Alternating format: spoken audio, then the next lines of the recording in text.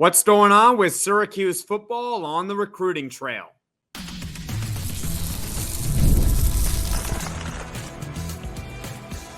You are Locked On Syracuse, your daily podcast on the Syracuse Orange. Part of the Locked On Podcast Network, your team every day.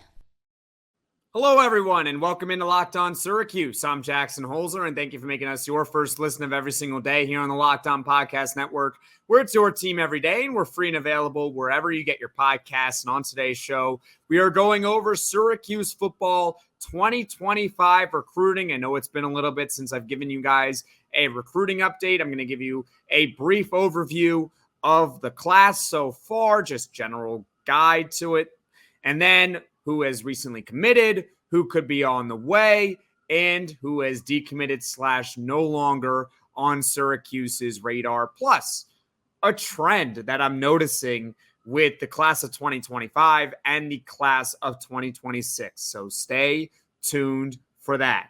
Today's episode is brought to you by Gametime. Download the Gametime app, create an account, and use code LOCKEDONCollege for $20 off your first purchase. Terms apply. All right, so first, an overview of the class of 2025 before I get into some recent commits and everything like that. So far, there are 22 verbal pledges for the upcoming class. 22. The reason why I mention verbal pledges and not commits is because while they are committed, they are only committed by their word. This is because, not to sound the alarm bells or everything like that, that's not what I'm trying to do. But basically how it works is that there is an early signing period for college football on December 4th. That's when the high school players that have verbally pledged or anything like that or are committing to a school are allowed to officially commit to the school. So right now, you have to take them at their word. I'm not saying that everyone's going to start flipping, but this is why flipping can happen because they are not officially signed with the school yet. They are verbal pledges. Not trying to sound the alarm, though. Anyways, Syracuse football's class of 2025 recruiting is ranked 15th in the country. That's pretty good. And they are second in the ACC, only behind Clemson.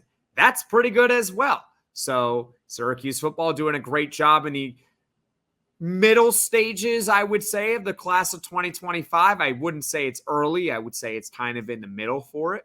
So they're doing a pretty good job. Anyways, let's get into some recent commits for the Orange and my main takeaways with them. First of all, there is Rayshon Andrews, 6'4", 180-pound, 3-star cornerback. He is from Avon, Connecticut. He officially visited Syracuse last weekend, and then he committed right after. So good on him for that. The important part about this recruitment is less so the player. I'm not trying to undermine or disrespect Rayshon Andrews in any way like that. Don't take that. He's a great player, but the important part is what he said. And what he said is that the staff did a great job building a relationship with him and that he was also excited to meet the players on his official visit. He met Justin Barron. They're two Connecticut guys. Obviously, Barron is a veteran at Syracuse, so it was good to connect on that level. Building relationships is so key when it comes to recruiting. I know we get swept up in NIL, and NIL is certainly important, and tradition is certainly important. But when I've had Brian Smith on, a Locked On recruiting analyst, he has said on numerous occasions, players will often choose the school that makes them feel the most comfortable. That's about building relationships. That's how you get that comfortability. A player becomes comfortable when he trusts the staff and he trusts the players. So the fact that he is saying, or that Rayshon Andrews is saying, that they built a relationship with him and ultimately that's why he chose to come here is a really, really good sign for Syracuse football recruiting. We know the numbers, but they're building the relationships. They're doing it the right way. Super important to do that. So Rayshon Andrews, welcome to Syracuse. There's also Quante Gillians, 6'4", 280-pound, 3-star defensive lineman from Rochester, New York. He took an official visit on June 7th. Then he took a couple more visits. He went to Minnesota and Penn State before eventually committing or verbally pledging to Syracuse just 9 days later. His coach has said that he is a great person, which is important. You want to get great people in the building. That's how you start fostering those relationships as well. You need good people to build good relationships. So Quante Gillian, someone who can build that, of course. He didn't get an offer from Syracuse until late May. Apparently, he really wanted one. Eventually, he got it. And then not surprised that he eventually committed to Syracuse shortly after. So the two recent commits that I have for Syracuse football, Rayshon Andrews and Quante Gillians, welcome to Cuse. As far as players on the way, I'm only going to mention 4. There are plenty of other players that could come, but I have to filter them out some way, shape, or form. These 4 players I'm about to mention are 4 studs. All right, not saying that the other guys weren't, but these guys are 4-star recruits. I want to give a quick spoiler as well. None of them are crystal ball to go to Syracuse, but that does not mean that Syracuse is out on these guys. I'm not trying to give you false hope. I'm going to give you guys the facts about where they are predicted to go, but at the same time, crystal ball means only so much. If you recall with Syracuse basketball in the transfer portal, remember Dakota LaFew, he was crystal ball to go to Syracuse. And then a few days went by and he ultimately went to Georgia. So it doesn't mean that they're guaranteed to go to the schools that they are predicted to go. They have all secured official visits with Syracuse. So we're still very much in the mix with these guys. But let's start off with CJ May, 6'4", 225-pound, 4-star edge from Highland Home, Alabama. He took an official visit to Syracuse this past weekend. May said that he will drop his top 4 schools on June 24th, so that's only 4 days from now. Expect Syracuse to make the cut for the top 4. This is why I'm saying they're not out of it. If you're making the top 4, you can land the guy. You're not out by any means. You might have to chase, but you're not out. Syracuse is expected, having just gotten a recent official visit, that they will make the top 4 for CJ May. He does have a decision date as well, which is set for July 13th. May was originally committed to Notre Dame, but he decommitted from them in February. Don't think that Notre Dame is in the hunt for CJ May anymore. He is crystal ball to go to, I want to say, Ole Miss. Yes. CJ May is predicted to go to Ole Miss. So that is it for CJ May. I already gave the disclaimer about the crystal ball.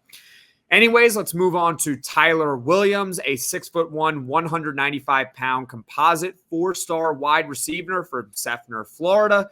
He took an official visit to Syracuse this past weekend, and Williams has said that Syracuse is one of the main options he's considering. Those other schools being Georgia, Miami, Alabama, and UCF. Thanks to this staff and building relationships, as I just said, Syracuse is now getting a seat at the table. They're at least getting guys to listen to them, unlike past years where they would have no shot for a player like Tyler Williams when these other schools are going after him. A 4-star recruit being recruited by Georgia, Miami, forget it. Now Syracuse actually has a chance thanks to this staff. Interesting story for you. Apparently, he ran into his idol, Julio Jones, at the airport on his way to Syracuse. Julio Jones, as I just mentioned, is his idol. And they went over film together. They talked about the recruitment process. Julio Jones was one of the best recruits in the country coming out of high school. Of course, he ended up panning out. For what it's worth, he went to Alabama. So maybe there was a little bit of an Alabama connection. We know that Alabama recently offered this kid. Who knows? I just thought it was an interesting story that he ran into Julio Jones at an airport. Good to know on that. So those are just a couple of players that you should have your eye on. CJ May and Tyler Williams. Hopefully Syracuse can land at least one of those guys. But coming up, Syracuse is still after a couple more 4-star recruits, including a stud quarterback. It's one thing to watch baseball on TV. That at times can get pretty boring and focusing for 9 innings. Whew. But going to a game in person is just so much better, and I'm looking forward to attending Mets games in person thanks to Gametime, and also the fact that they're now in contention. Yay, thank you, Grimace. Gametime is an authorized ticket marketplace in Major League Baseball, which makes getting tickets faster and easier. Prices on the Gametime app actually go down the closer it gets to the first pitch with killer last-minute deals, all-in prices, views from your seat, and their lowest price guarantee. Gametime takes the guesswork out of buying MLB tickets, and one game that I'm thinking about attending is Mets-Astros in New York on June 28th. I can get in for as little as $26, and all you have to do is go to Gametime and search the team you want to see of your choice, and ticket options will appear right away. My favorite part is the all-in pricing feature. Toggling this feature shows the total upfront with no surprise fees at the checkout. Take the guesswork out of buying MLB tickets with Gametime. Download the Gametime app, create an account, and use code LOCKEDONCollege for $20 off your first purchase. Terms apply. Again, create an account and redeem code LOCKEDONCollege for $20 off. Download Gametime today. Last-minute tickets, lowest price, guaranteed. Are you watching Fox Sports or ESPN or TV all day? Have to turn down the volume with all that shouting? Make the switch to Locked On Sports today, a free 24/7 sports streaming channel program for you every day to bring you the biggest stories without all the streaming. Locked On Sports Today brings you can't-miss analysis, opinions, and news, streaming 24/7 on YouTube or the free Amazon Fire TV channels app. Part of the Locked On Podcast Network, your team every day. Welcome back, everyone, into Locked On Syracuse. I'm Jackson Holzer, and on today's show, we are going over some Syracuse football recruiting chatter, mainly for the class of 2025. We went over a brief overview, which is the fact that Syracuse currently has the 15th ranked class in the country, second in the ACC, only behind Clemson for the class of 2025. We went over some recent commits to Syracuse, talked about a couple of players who could be on the way. Still a couple more players to talk about, and then we're going to get into some guys no longer on the radar, unfortunately, and an interesting trend that I have noticed with 2025 and 2026. So let's continue the discussion of players who could be on the way for Syracuse. A stud quarterback. How about Malik Washington? You guys might be familiar with him. I've mentioned him maybe a couple times here on this podcast when I've had Brian Smith on. He is a 6'4", 200-pound quarterback from Severn, Maryland. He is described as an athletic pocket passer, and he recently took an official visit to Syracuse. He also plays basketball in high school, hence why he is a good athlete. He is the second best quarterback in the country right now that has not committed to a school. Second best. Hey, it'd be nice to get this kid. That's all I'm saying. Now, there is a lot of buzz with him going to Maryland. He is crystal ball to go there. I believe he is officially visiting them tomorrow.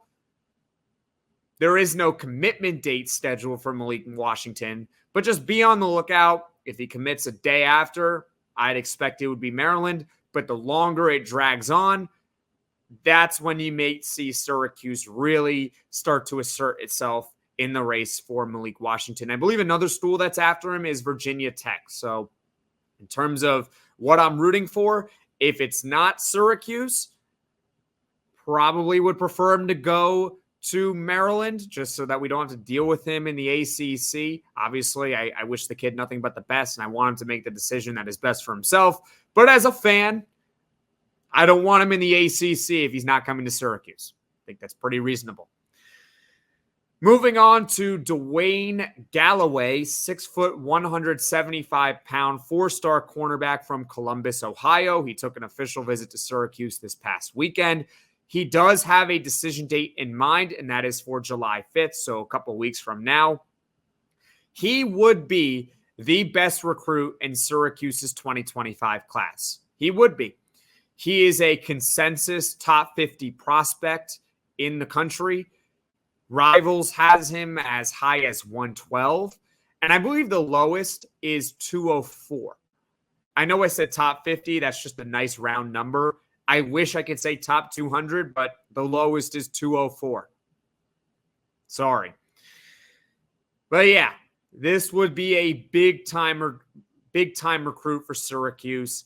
There is a crystal ball prediction for him to go to Purdue. So that is also the Big Ten. Who knows? Maybe Syracuse, with storing that official visit, can land this kid. I would be surprised of these four, CJ May, Tyler Williams, Malik Washington, and Dawayne Galloway. I would be surprised if Syracuse couldn't land at least one of them. Just because, not that I would be let down, but this staff has done such an excellent job with recruiting. It feels like they do have a legitimate chance to get these guys. Not saying they're going to get all four. I would just be surprised if they can't land at least one, having gotten them all on official visits.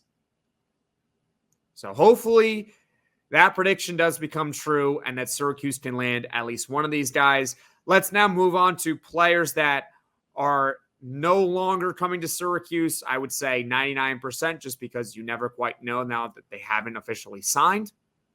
Let's start off with Marcus Upton, a 3-star safety who recently decommitted from Syracuse. He is now crystal ball to go to Boston College, so staying in the ACC. I would say overall, I'm not too worried that someone decommitted from Syracuse. There are so many different reasons why a player can decommit from a school. For starters, Syracuse has a deep class in 2025. They already have 22 verbal pledges. And they're particularly deep at defensive back. I believe I counted 5 of them in the class. That's pretty good. So they're already pretty deep at defensive back. They have 20-plus recruits already. Losing out on Marcus Upton, you don't want to lose out on anyone. But the fact that they have so many players already, the fact that the volume is already there, I wouldn't be too concerned about it. And number 2, I don't mean disrespect or anything like that, but Marcus Upton is a 3-star safety. He is a 3-star. I'm not trying to say that he can't pan out as a player. 3 stars do eventually work out. Some of them do. Sean Tucker was a 3-star. He worked out. Syracuse has gotten a number of 3-star recruits over the years that did become productive college football players. It happens. It happens at high levels programs too, where a 3-star will work his way up. Some can be underrated out of high school. It happens. But generally, the reason why I mention this is because a 3-star, you hope he can pan out, right? You hope a 3-star can. 4 and 5 stars, those guys are expected to lead a class. Those are expected to be the best players. When a 4 and 5-star recruit doesn't pan out, that is so much worse than if a 3-star doesn't, because the 3-star has lower expectations than a 4-star or a 5-star. So obviously Marcus Upton could become a great player. He could. 3-stars have become great players in the past, but he's not a 4-star or a 5-star. So I'm not panicking that he decommitted. I think that's the way to describe it. I hope it works out for him. It looks like he's going to Boston College. But I'm not going to freak out about Marcus Upton decommitting from Syracuse, and neither should you. But if you are panicked about it, leave a comment below and tell me why you think losing out on Marcus Upton is a big deal for Syracuse football. Now, as far as targets that have recently committed elsewhere or verbally pledged elsewhere, Jalen Matthews, a 4-star offensive tackle. He canceled his Syracuse visit recently and then committed to Rutgers. All right. And then there is Michael Thomas, who we've talked about here on this podcast, a 4-star wide receiver. He did visit Syracuse and still committed to Rutgers. You're not going to get everyone. And what's in the air with Rutgers recently? Apparently they're doing well recruiting. They're doing really well. I believe they're top 10 in the country, actually. So Rutgers doing a nice job on the recruiting trail. And then this happened yesterday. Jaden Wilkerson, or maybe 2 days ago at the time you're watching this, but Jaden Wilkerson, a 3-star offensive tackle, he did take an official visit to Syracuse. but he chose to go to Miami. So he is staying in the ACC. Wish all these guys nothing but the best. Wish Syracuse could have landed everyone, but you can't when it comes to recruiting. So to recap, Marcus Upton decommitted from Syracuse. Jalen Matthews, Michael Thomas, and Jaden Wilkerson committed to other schools, 2 of which went to Rutgers. 1 went to Miami. But overall, I'm not concerned. Not concerned about it at all. We have a top 15 recruiting class next year, so that's fine. I don't think we need to panic about it. But there is an interesting trend that I want to point your attention to, which I'll talk about in a moment. Locked On has launched the first ever national sports 24/7 streaming channel on YouTube, and now it's also available on Amazon Fire TV and the free Fire TV channels app. Locked On Sports Day is here for you 24/7, covering the top sports stories of the day with the local experts of Locked On, plus our national shows covering every league. Find Locked On Sports Day now available on the free Fire TV channels app. Welcome back, everyone, into Locked On Syracuse. I'm Jackson Holzer, and on today's show so far, we have talked about the overall class of 2025 for Syracuse football. We discussed players that have recently committed, players that could be on the way, and players that no longer appear to be on Syracuse football's radar, but you never know with the early signing period on December 4th. Nobody is officially committed until they sign the paperwork. So you never know, but those are players that probably will not be officially committing to Syracuse. Now it's time to talk about an interesting trend that I have noticed with Syracuse football for the class of 2025 and a class of 2026, and I have a theory behind it. So just for some background, Syracuse football's 2025 class, it has great volume. And volume is super important in football recruiting, especially because it's football and injuries happen at a much higher rate than any other sport, maybe in the world. You need bodies. So having a lot of bodies in your recruiting class is super duper important. I'm not trying to diminish that by any means. But when you look at the recruits that Syracuse has gotten in 2025, they only have one official 4-star player. They only got one.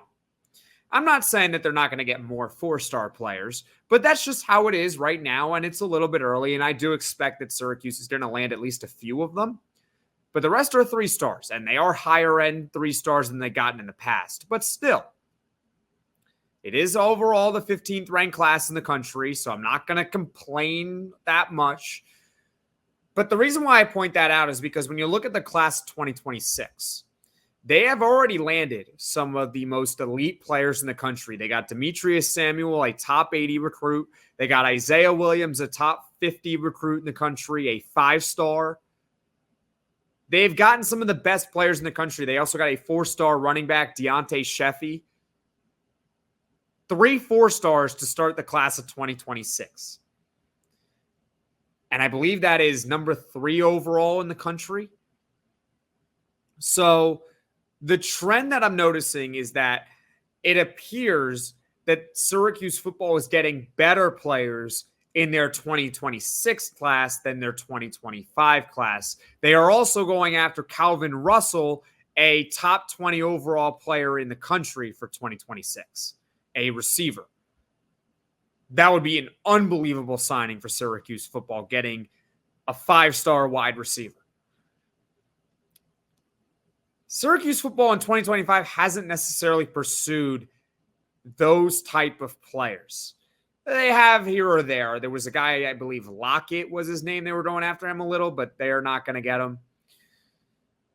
I'm mentioning this because I have a theory behind it, and I'm not complaining or anything like that. I want to stress, I'm not complaining or anything. It's just a theory. Fran Brown got here in late 2023. So he had to focus first on keeping the existing class and adding into the class of 2024. That's what he had to do.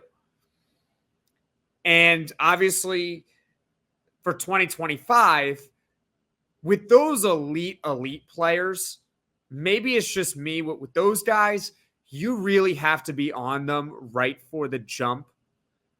Because if you're not, the other schools, like I said, relationships are super important. Those other schools can get a head start on building those relationships. And with Fran Brown and Syracuse, with 2025 and those elite players, they didn't have that head start, obviously, for that class. So they couldn't necessarily either get those players that are top 20 in the country, top 50 in the country, because, well, they couldn't foster those relationships than the other schools could, or faster than the other schools could, right? That's my theory behind it. Not that it's a bad thing necessarily, because they're still doing an exceptional job in 2025 recruiting, but they are not getting the same players in 2025 like they are in 2026. Albeit, that being said, you should be very excited with Syracuse's 2026 class so far. Holy moly, if they can get Calvin Russell as well, because they are very much involved with him. That is it for this recruiting episode here on Locked On Syracuse. Thank you so much for watching. Thank you so much for listening. If you like this video, click that like button. And if you really liked it, subscribe to the channel and turn on those notifications so you know right away when I'm dropping the next podcast. A couple things I have planned out. I want to do a 10-minute video about the NCAA probably expanding the NCAA tournament to maybe 4 more teams, 8 more teams, why I think it's happening and how it impacts Syracuse's basketball. Just a 10-minute mini podcast on that, so stay tuned. Also, Poll Friday tomorrow at 6 p.m. Eastern. How many wins for Syracuse basketball in their toughest non-conference games next season? So that's Tennessee, Texas/Texas Tech, other schools. Like, you get the idea. Their toughest non-conference games. I'm forgetting them off the top of my head. How many wins do you think they're going to get in that stretch next season? I believe there's still time to vote, so be on the lookout for Poll Friday tomorrow. And everyone, have a great rest of your evening.